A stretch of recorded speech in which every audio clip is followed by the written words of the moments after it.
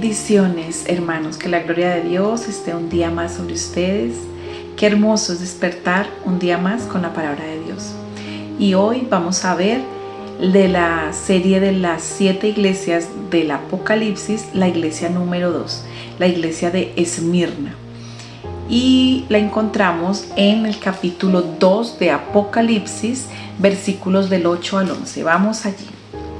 Dice la palabra de Dios: escribe al ángel de la iglesia de Esmirna. Esto dice el primero y el último, el que murió pero ya ha vuelto a la vida. Conozco tus angustias y tu pobreza, sin embargo eres rico. Conozco también las calumnias de quienes presumen de judíos y no son más que una sinagoga de Satanás. No te acobardes ante los sufrimientos que te esperan. Es verdad que el diablo va a poner a prueba a algunos de ustedes, metiéndolos en la cárcel, pero su angustia durará poco tiempo. Tú permanece fiel hasta la muerte y yo te daré la corona de vida. Quien tenga oídos, preste atención a lo que el Espíritu dice a las iglesias. El vencedor no será presa de la segunda muerte. Amén, gloria a Dios. ¿Qué nos quiere decir hoy el Señor? Vamos a empezar esta serie hablando un poco acerca de qué significa Esmirna y qué pasaba en la iglesia de Esmirna en sí. Esmirna significa mirra, y la mirra era un bálsamo que se usaba para perfumar y embalsamar a los muertos. Los judíos usan esto como tradición. Esmirna era una ciudad pagana. Era hermosa, era una ciudad muy hermosa, tenía riquezas, estaba muy bien equipada, pero era pagana. Construía templos a los dioses Zeus, Afrodita, a Apolo. Les tenían templos. Y también eran muy idólatras a Roma y al emperador romano, al César. Entonces, todo aquel que no declarara que el César era el Señor, no le dejaban trabajar, no le dejaban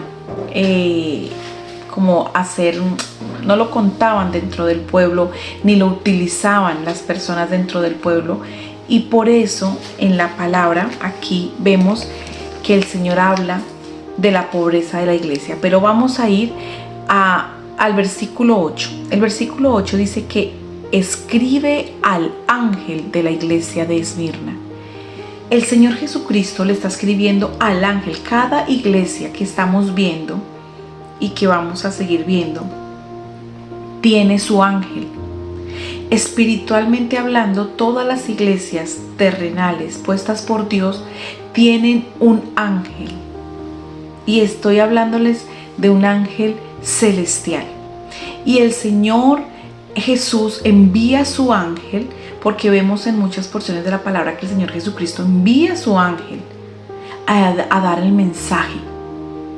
¿Por qué? Porque es espíritu y nosotros que somos espíritu. Y en este momento el ángel venía a traer el mensaje y trajo el mensaje a Policarpo. Policarpo era el pastor, el que dirigía en ese entonces la iglesia de Esmirna. Policarpo estuvo en el año de 155 después de Cristo. Y la iglesia estaba sufriendo, pasando por una persecución tremenda. Era un tiempo difícil. Estaban aprisionándolos por todos lados. No les daban la oportunidad. ¿Sabe por qué? Porque ellos no declaraban que César era su Señor, sino que ellos seguían a Cristo, y por eso los aprisionaban, no les daban empleo, no les dejaban participar en nada. Y mira lo que dice el versículo 9. Conozco tus angustias y tu pobreza. El Señor le está hablando a una iglesia que está pasando por esa persecución, ese tiempo de angustia y de pobreza. Están pobres económicamente hablando. Conozco bien las calumnias de quienes presumen de judíos y no son más que una sinagoga de Satanás. Mi hermano, mi hermana, aquí quiero hacer un paréntesis para preguntarte: ¿Qué está pasando en tu vida? ¿Cuáles son las angustias? ¿Cuáles son los ataques? ¿Cuáles son las calumnias que estás pasando hoy? El Señor conocía todo de la iglesia. Conocía su persecución, su pobreza, su tristeza, sus angustias, y aún sabía quiénes los calumniaban. Y lo más triste, que hacían parte de su mismo pueblo, de los judíos. Y hoy vemos que en la iglesia, en la obra de Dios, los mismos hermanos se levantan contra los otros hermanos. Porque la palabra de Dios que dice que en la iglesia, hablando y refiriéndose a la iglesia, que el trigo y la cizaña crecen juntos, desafortunadamente. Entonces, hoy vemos que nos atacan los mismos hermanos de la iglesia. Estás pasando por esa aflicción, estás pasando por ese ataque, por esa persecución, por esas calumnias. Mira lo que dice más adelante el Señor. Hoy el Señor te está hablando a ti. Dice el versículo 10, no te acobardes, mi hermano, mi hermana, escucha esta palabra, no te acobardes ante los sufrimientos que te esperan, ante lo que está pasando y lo que vendrá. No te acobardes. Es verdad que el diablo va a poner a prueba a algunos de ustedes metiéndolos en la cárcel, pero su angustia durará poco tiempo. Mira que el enemigo ya tiene ganado a los de afuera. A él no le interesa a los del mundo. A él le interesa destruir la obra del Señor. A él le interesa acabar con la obra de Cristo. A él le interesa dividir la iglesia. Por eso se mete dentro de los pasillos, dentro de los hermanos. Se mete allí a destruir, a distorsionar, a perseguir, a dañar, a calumniar, a destruir la iglesia, a destruir a los hermanos, a que el pueblo empiece a destruirse unos a otros. Y muchas veces eso pasa en los hermanos más débiles espiritualmente. Y mi hermano, mi hermana, hoy el Señor te está hablando de que no te preocupes.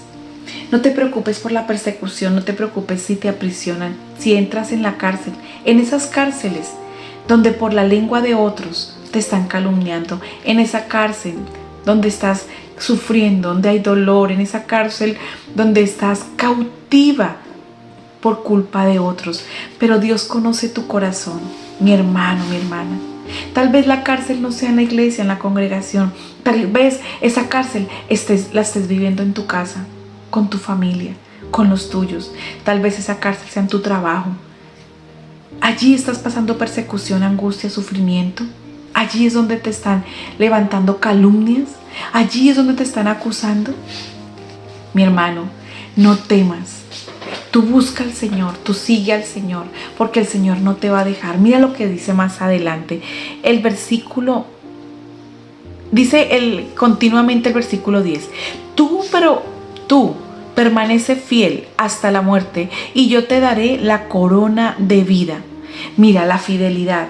¿Qué pasó con Policarpo? Les hago un paréntesis.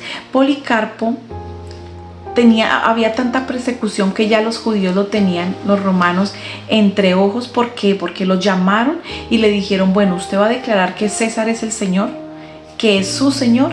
Y él dijo, no, yo tengo claro que no es el Señor ni es mi Señor. Resulta que la noche anterior había el Señor dado un sueño a Policarpo y le había mostrado su almohada llena en llamas. Le había mostrado su almohada en llamas. Y él entendió, oró al Señor y entendió la revelación del sueño. Y entendió que era lo que iba a pasar. Y resulta que los judíos, los romanos lo llamaron y le dijeron, como usted no ha querido reconocer que César es el Señor, va a morir quemado. Y resulta que cogieron a Policarpo, el pastor de esa iglesia, y lo llenaron de aceite. Y lo iban a amarrar y él dijo, no me amarren, yo ya sé lo que me va a pasar. Entonces le metieron candela, lo incendiaron y resulta que no se quemaba, no se consumía. Y los soldados desesperados, malgeniados, dijeron, ¿cómo que no te mueres? ¿Cómo que no te consumes? ¿Cómo que no te duele? Y resulta, mis hermanos, que de rabia cogieron una lanza y lo traspasaron y lo mataron. ¿Qué pasó? La presencia de Dios lo cubrió en ese momento.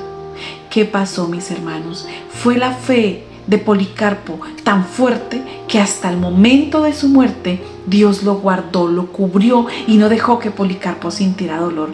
Y eso te quiere decir el Señor hoy. Aún en el momento que estás pasando, en la persecución que estás viviendo, en el sufrimiento, Él conoce tu sufrimiento, tu pobreza, Él conoce la aflicción que estás viviendo en tu corazón. Él no quiere que tú estés mal, pero Él te está diciendo: llénate de mí, sé fiel hasta la muerte, cúbrete con mi presencia, porque si estamos cubiertos con el manto de su Espíritu, con su presencia, si estamos llenos desde Dios, hermanos, esas palabras, esas calumnias, ese sufrimiento va a pasar por un lado. Esa pobreza va a pasar por un lado y Dios nos va a proveer. Dios te va a proveer, Dios te va a levantar, Dios te va a defender. Él es tu juez justo, Él es tu abogado. Cristo es nuestro abogado, mi hermano, mi hermana. Así que no decaigas, no te aflijas, sigue adelante, levántate. Porque si es en tu trabajo, Dios te va a dar la victoria. Tú obra y actúa como un cristiano de acuerdo a la palabra de Dios, porque a los cristianos hoy en día se les ha olvidado que ser cristianos es seguir a Cristo y han seguido sus propios pensamientos, sus propios deseos carnales, haciendo cosas que creen que están bien, pero nunca consultan antes en la presencia de Dios. Muchas veces has actuado en tu carne y vas en tu emoción y no le consultas al Señor lo que quieres hacer, lo que vas a hacer, el paso que vas a dar. Y ahí es cuando viene el error y dices: pero Señor, yo te busco, pero Señor, ¿qué pasó? ¿Qué pasó que no lo buscaste? ¿Qué pasó que no le diste el primer lugar? ¿Qué pasó que no consultaste con Él? Y terminamos esta palabra, mis hermanos. Dice el versículo 11: quien tenga oídos, preste atención a lo que el Espíritu dice a las iglesias.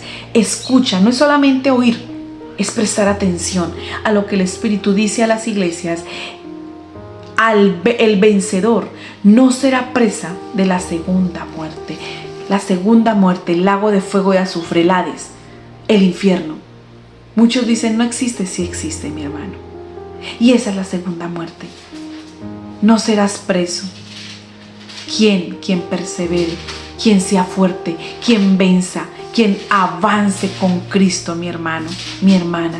Así que yo hoy te animo a que te levantes de esa tristeza, de esa aflicción, de esa angustia, de ese dolor, de esa depresión, que salgas de ahí donde el enemigo te ha puesto, donde te ha encarcelado, donde te ha encerrado, y le digas: no importa, no importa, yo seguiré alabando y creyendo en mi Señor y siendo fiel hasta la muerte, porque recuerda, y si Pablo y Silas le adoraron, cuánto más nosotros, porque cuando ellos adoraron en medio de su encierro, en medio de su prisión, de la cárcel, de estar atados, las cadenas se rompieron porque su presencia vino, porque estaba el Señor allí con ellos. Mi hermano, mi hermana, así que levántate, no desfallezcas, anímate y gózate, porque en medio de la tribulación, de la angustia, de la tristeza, Dios te va a levantar, porque Él conoce todo lo que estás pasando. Así que anímate, no estás solo. Vamos a orar.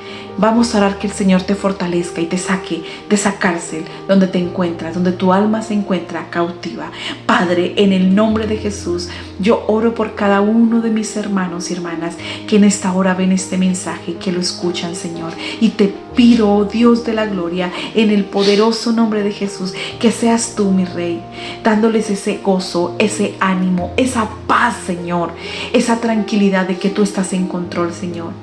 Levántalos, Dios. Padre, yo hoy reprendo todo espíritu de depresión, reprendo todo espíritu de amargura, de tristeza, de desánimo, Señor. Todo espíritu inmundo que ha venido a opacarlos, todo espíritu de alastor que quiere controlar su mente, sus pensamientos, Señor, para hacerlos decaer, para deprimirlos, Padre, para angustiarlos, para decirles y hablarles que no pueden, que no van a salir, que no van a avanzar, que no van a ser libres. Padre, hoy los reprendo en el nombre de Jesús, Padre. Y declaro, Señor, decreto y profetizo que hoy viene tu presencia sobre ellos, que tu Espíritu hoy sopla, que los ángeles van allí donde están mis hermanos y llevan ese espíritu espíritu, esa tranquilidad de paz, ese Dios Shalom lo colocan allí, ese Shalom de paz viene sobre ellos en el nombre de Jesús. Que el Dios de la gloria, que el Dios que sobrepasa el entendimiento, que el Dios de paz esté sobre mis hermanos en este día, Señor.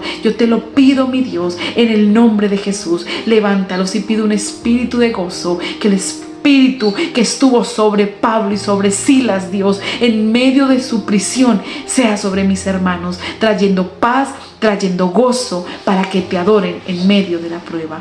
Gracias, Padre, en el nombre de Jesús. Amén. Gloria a Dios, mi hermano, y créele al Señor. No desfallezcas, permanece fiel hasta la muerte, porque el Señor te va a sacar de esa prisión. Él es tu abogado y va a defenderte. Ánimo, mi hermano, ánimo, mi hermana. Gracias y bendiciones. Tu pastora Carolina de Serna. No olvides, comparte, porque hay muchos que necesitan de esta palabra hoy. Les amo y les bendigo en el nombre de Jesús. Feliz y hermoso día.